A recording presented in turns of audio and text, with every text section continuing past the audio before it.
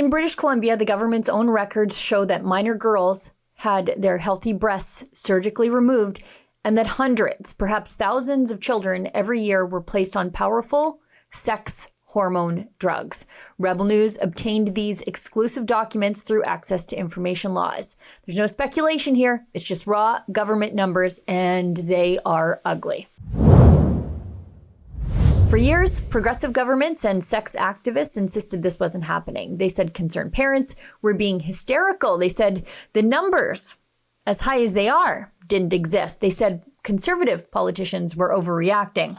So Rebel News went and got the numbers thanks to your donations at rebelinvestigates.com. Through access to information requests, we obtained internal health data from the government of British Columbia about what it calls gender-affirming care for children, a label its defenders use to describe life-altering, unnecessary cosmetic surgeries on perfectly healthy kids and aggressive hormonal interventions. This report is brought to you by... What if those who were once called conspiracy theorists turned out to be right? What if? What if? Imagine a world. A new study by Korean doctors claimed that COVID vaccines raise the risk of 6 cancers. Just 6, including lung, breast, and prostate. Researchers analyzed health records from more than 8.4 million adults between 2021 and 2023, and their findings were published in Biomarker Research, a respected scientific journal. Critics, naturally, dismissed it, but the data raises concern that spike protein exposure may be tied to long-term health risks. Dr. Peter McCullough has been aware of this since 2020, which is why he collaborated with the wellness company to create Ultimate Spike Detox, designed to help your body clear spike proteins, reduce inflammation, and support heart health. With natural ingredients like nattokinase, dandelion root, and bromelain, it is your daily proactive defense from a man-made virus. Don't wait until symptoms spike or something unexpected happens. Experience the only formula approved and used by Dr. McCullough, one of the top doctors who risked it all. Head to twc.health/rebel and use code REBEL to get 10% off plus free shipping. Again, that's twc.health/rebel and use code REBEL to get 10% off. Get back to that pre-COVID feeling. Now, what you're going to see, these aren't talking points. These are just government records, and they speak for themselves. Here's what these government records show. Between 2020, 2021, and 2024, 2025, British Columbia performed upper gender-affirming surgeries on minors. Procedures the province itself says most commonly includes mastectomies every single year. The province's own data shows in 2020, 2021, there were 23 kids receiving this treatment. In 2021, 2022, another 23 kids. In 2022, 2023, another 19 kids. 2023, 2024, fewer than 5.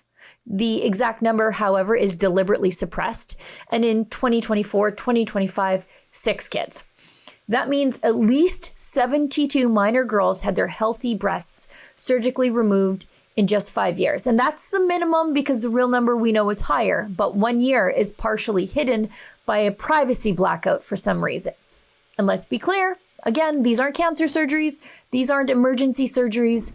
These are irreversible removals of healthy breast tissue on kids too young to legally consent to an ear piercing. Now let's get to the drugs. BC's pharmacare records provided to us show the number of pediatric patient years. That means yearly instances of publicly funded gender-affirming drug treatment. The government reports 363 pediatric patient years in 2020, 2021, 432 in 2021, 2022, 517 in 2022, 2023, 500 in 2023, 2024, and 411 in 2024, 2025. That adds up to 2,223 pediatric patient years of state-funded hormonal drug treatment. That does not mean 2,223 different kids. Some kids appear in more than 1 year, but it does mean thousands of medical interventions involving minors paid for by taxpayers. The drug lists include testosterone, estrogen, and leuprolide acetate, medications that have profound and often permanent effects on sexual development and long-term fertility. So what we're seeing here isn't rare, and it's not theoretical. What we're seeing is routine medical malpractice on children. And this is why the province of Alberta chose a much different path. You see, Alberta's government didn't act on instinct. It acted after watching what was already happening in other provinces. It acted after seeing irreversible interventions being normalized without public consent or consultation, without long-term outcome data, and without a real, honest debate on what was actually happening. When a system is willing to permanently alter children's bodies, moving slowly to stop it is not caution, it's actually complicity in the abuse. Every year you wait, more children are pulled into a system that they cannot meaningfully consent to. The province of Alberta drew a line because once this becomes embedded in our hospitals, professional colleges, schools, and bureaucracies, it becomes almost impossible to weed out and then reverse.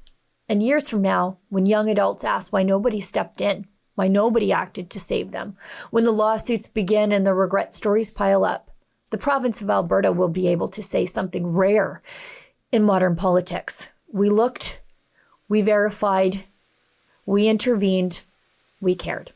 For Rebel News, I'm Sheila Gunn-Reid. The pernicious infection of gender confusion often starts in the classroom. That's why we have a petition at stopclassroomgrooming.com.